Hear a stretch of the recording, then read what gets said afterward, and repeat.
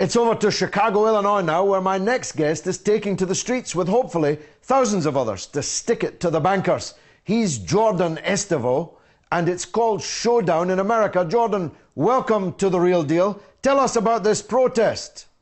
Thank you very much for having me. So, if you've been watching some of the news in the United States right now, there's a wave of protests happening. Yes. Some of it that we've been planning for months, and some of it is more spontaneous. As you see with the Occupy Wall Street movement, no one predicted about 2 months ago that this would be happening, and so it's incredibly fortuitous that there's this confluence of tightly organized and spontaneous protests, all with the same message, the same theme, that people in America are tired of a political establishment and by extension an economy that cater to the richest, the wealthiest 1% rather than the vast majority of people here.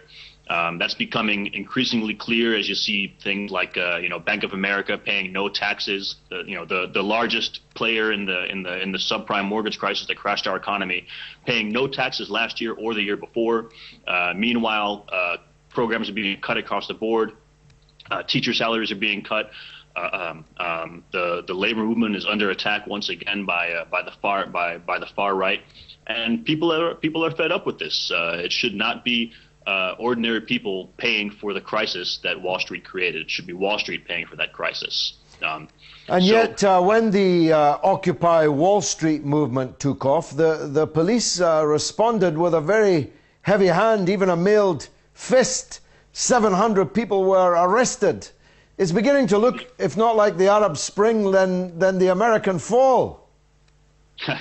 That's a bit what it looks like, yeah. There's obviously a very concerted effort by some of the politicos in New York City. The political establishment there is very much owned by Wall Street. If not for the entire United States. Richard Durbin, an Illinois senator, has said that Wall Street owns the place, referring to our Congress, and it's not far from the truth. And so, needless to say, these folks want to quell any protest against their largest donor base, which is Wall Street bankers. So what form is it going to take in Chicago? In Chicago, we're going to have thousands of people on the street. Already there's been a little Occupy Chicago movement of spontaneous, mostly young people and unemployed people, in the low hundreds, hanging out at the Federal Reserve building in downtown Chicago. But what we're going to see over the next few days is a blooming of that, and thousands of more people taking to the streets, protesting the Mortgage Bankers Association of America, who are having their annual convention here. The futures industry is having a convention here as well around the same time. So this is really going to grow in Chicago, and we think that the Occupy movement and the Showdown in America, these are not flashes in the pan. We've been organizing protests on Wall Street, on K Street, in Chicago, in the many thousands for years now. And this, I think we finally kind of hit a threshold here where we've captured the imagination of the American public, and we're going to give them plenty of more things to tap into and more protests to join over the coming months and years. Are the blue-collar people joining in, or is it just the long-haired trendies? To be sure. Oh, boy. There's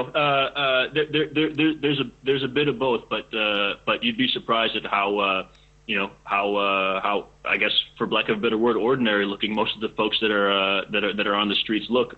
And our coalitions are really diverse too, representing all of America.